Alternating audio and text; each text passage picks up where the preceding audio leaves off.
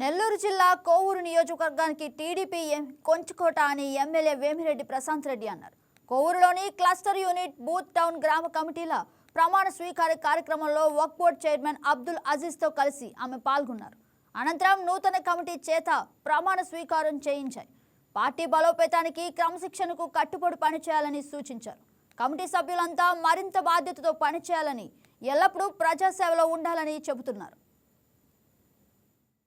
ఈరోజు మీరు చూశారు, కోవూరు కాన్స్టిట్యున్సీ తలపెట్టిన అది ఫుల్ సక్సెస్ఫుల్ గా చేసే అటువంటి తెలుగుదేశం నాయకులు ఈ కాన్స్టిట్యున్సీలో ఉన్నారు. ఈ కార్యక్రమం ప్రతి ఒక్కరూ కూడా పార్టీకి అంకిత భావంతో పనిచేయాలనే విధానంలో ఈరోజు గ్రామ పార్టీ అధ్యక్షుడి నుంచి, క్లస్టర్ ఇన్ఛార్జ్ దగ్గర నుంచి, బూత్ కన్వీనర్ దగ్గర నుంచి, బూత్ కన్వీనర్ దగ్గర నుంచి మండల పార్టీ అధ్యక్షుడు ప్రతి ఒక్కరు కూడా ఈరోజు ప్రమాణ స్వీకారం చేయడం జరిగింది. వాళ్ళందరూ పార్టీ సిద్ధాంతాలకి కట్టుబడి ఉంటారని చెప్పి మా నమ్మకం.